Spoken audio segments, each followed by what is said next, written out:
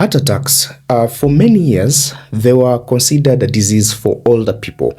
And it was considered a disease for people in their 60s, people in their 70s, and maybe someone who had smoked for decades. But something has changed. Today, we are hearing more stories of people in their 20s, in their 30s, suffering from heart attack. And some of them athletes, some they look perfectly healthy, and some have no obvious symptoms until it's too late.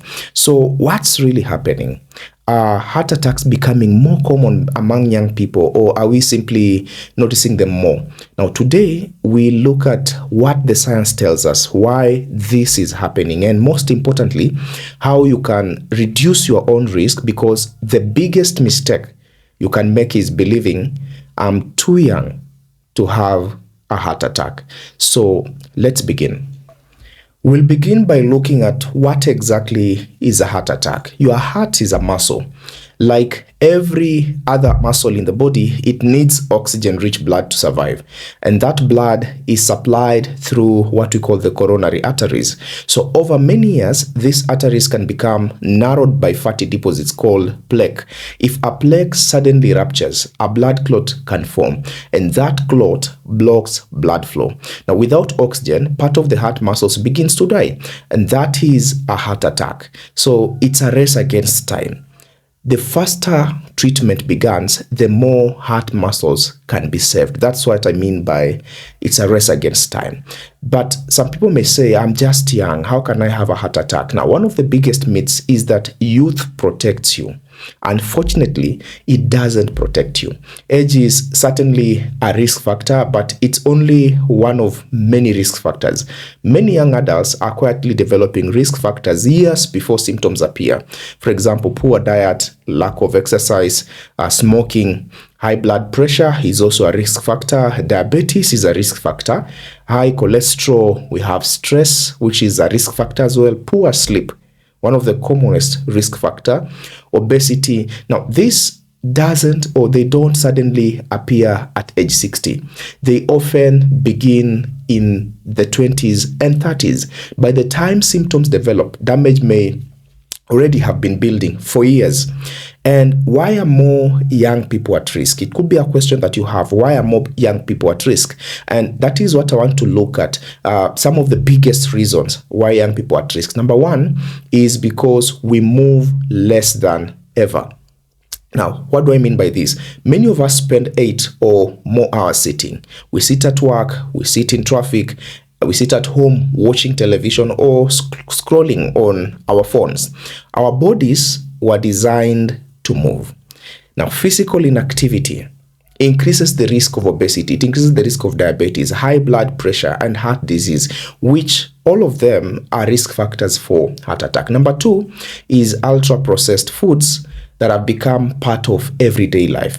Now, we talk about fast food, we talk about sugary drinks, we talk about processed meats, we talk about pastries, we talk about energy drinks. Now, these foods are often high in salt, they're unhealthy fats, and also added sugars. And over time, they contribute to weight gain and also metabolic disease. Reason number three is stress.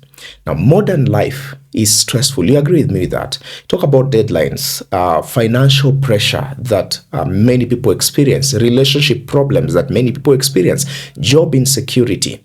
Talk about long working hours that most of us subject ourselves to. Stress alone doesn't usually cause a heart attack overnight, but chronic stress, it contributes to unhealthy behaviors and may worsen blood pressure and other cardiovascular risk factors.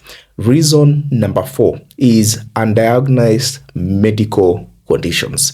Now, many young adults have the following conditions. They may have high cholesterol, they may have high blood pressure, they may be pre-diabetic, or even have diabetes itself, and they don't know it. They're just walking around without knowing it.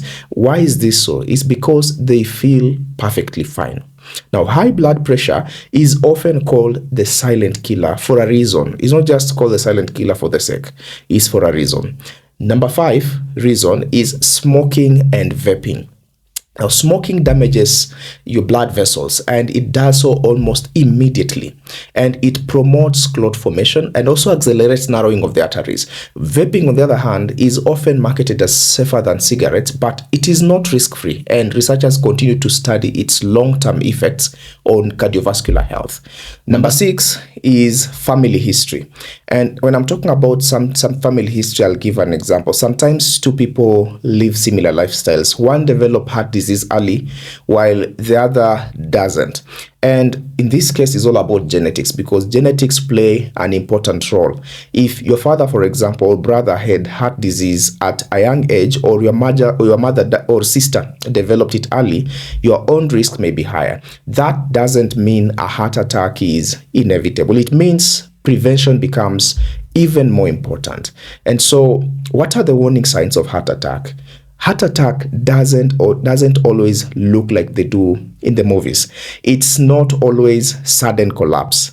The most common symptom is chest discomfort, and it may feel like pressure at first. It may feel like tightness. It may feel like heaviness. It may feel like squeezing. Those are some of the signs or symptoms of heart attack. Pain may spread to the arm, to the neck, to the jaw, back, or shoulder, and other symptoms may include shortness of breath. You may also experience cold sweats. You may experience nausea. You may experience dizziness. You may experience unusual fatigue. Women are more likely than men to experience symptoms such as fatigue, such as nausea, such as shortness of breath, or discomfort that isn't classic crushing chest pain. Now, never ignore persistent chest pain simply because you are young. Do not ignore persistent chest pain simply because you're young. The good news is that many heart attacks are preventable. So start with these 5 habits. Number 1 habit that I want you to start with is to know your numbers. Check your blood pressure, check your blood sugar, check your cholesterol. Those 3 are very, very critical. Number 2 habit that you can build is to move every day. Aim for at least 150 minutes of moderate exercise every single week. 150 minutes of moderate exercise every single week. Thirdly, eat more whole foods. Now, fill your plate with vegetables, fill your plate with fruits, with legumes, with whole grains, with nuts, with lean proteins and healthy fats. Number 4, do not smoke. If you smoke, seek support to quit. It's one of the best investments that you can make in your future health, and you will thank your older self when you get to that future. Finally, take stress seriously. Prioritize your sleep. Do exercise. It will really, really help. Healthy relationships may also come in handy. Of course, prayer, meditation, and time away from screens may also help you. Now, looking after your mental well-being is also part of looking after your heart. Being young doesn't make you immune to heart disease. Many heart attacks don't begin with one bad day. They begin with years of silent damage. And the encouraging news is that your daily choices matter. Every healthy meal you take, every walk you take, every cigarette you don't smoke, every medical checkup, every good night's sleep. Now, these small decisions, they add up over time. Your heart doesn't care how old you are. It cares how well you look after it. So don't wait until symptoms appear. Don't. Start protecting your heart today. Engage in those activities today. Adjust your diets today. Quit smoking today. And I'll ask you a question. You can give your answer in the comment section. Have you ever been surprised to hear about a young person suffering from attack? I would like to hear your experience. And what do you think is driving this trend? And share your thoughts in the comment section. And if you found this video helpful, please give it a thumbs up, share it with someone who believes they are too young to worry about heart disease, and subscribe for more evidence-based health information every week. I'm Dr. Libeya Bethwell, and thank you for watching. And remember, the best treatment for a heart attack is preventing the first one.